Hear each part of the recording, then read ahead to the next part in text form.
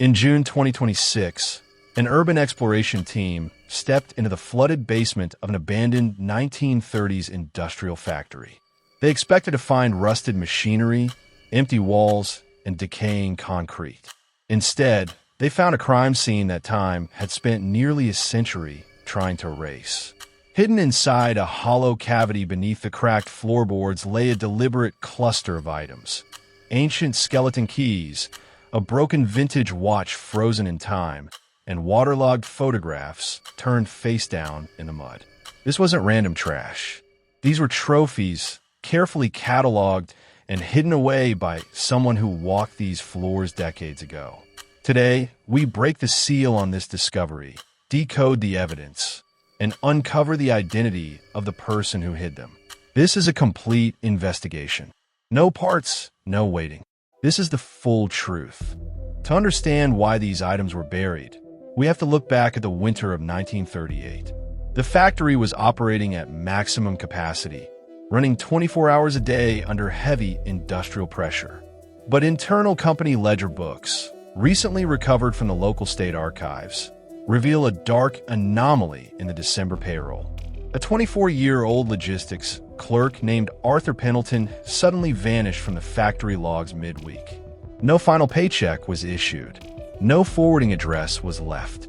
According to local police records from 1938, his family filed a missing persons report, but the factory management heavily pushed a narrative that Arthur had simply stolen company funds and fled the state.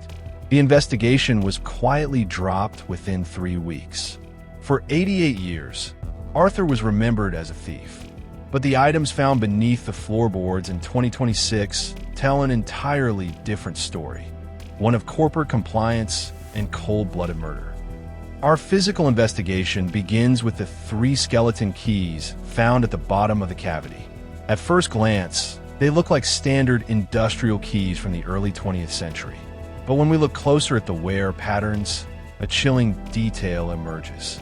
The teeth of these keys show heavy, repetitive use, meaning they were turning locks almost daily. Historical blueprints of the factory reveal that these specific key designs weren't used for the main entrance doors or common office spaces. They operated the subfloor maintenance vaults, small, airtight chambers buried directly beneath the heavy boiler systems where regular factory workers were strictly prohibited from entering. The person who hid these trophies had total, unrestricted access to the absolute dark of this facility. They possessed the power to lock a door that no one else even knew existed. Resting right next to the keys was Arthur Pendleton's personal mechanical watch. The glass crystal is shattered, and the hands are permanently frozen at exactly 3:14. The precise moment a violent struggle broke the internal mainspring. But the final piece of evidence is what confirms the motive. A stack of face-down photographs was recovered from the mud. Decades of pooling basement water had nearly destroyed the paper emulsion. But using modern multi-spectral digital restoration, we managed to stabilize the chemical layers. The restored images don't show strangers. They show the actual factory staff from 1938.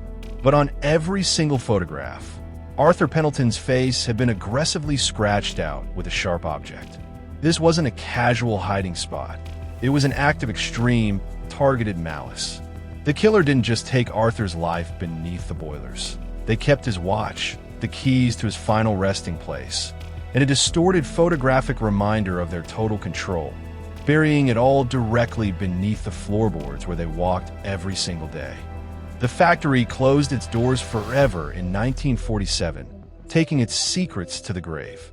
For nearly 80 years, thousands of people walked over this exact concrete floor, completely unaware of the grim archive resting just inches beneath their boots. The owner of the keys is long gone, escaping justice in the real world, but the evidence they left behind refused to stay buried.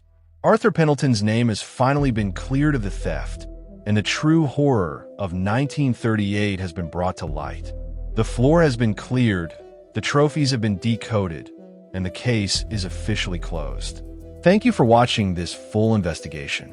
If you want more complete, unedited mysteries, make sure to hit that subscribe button.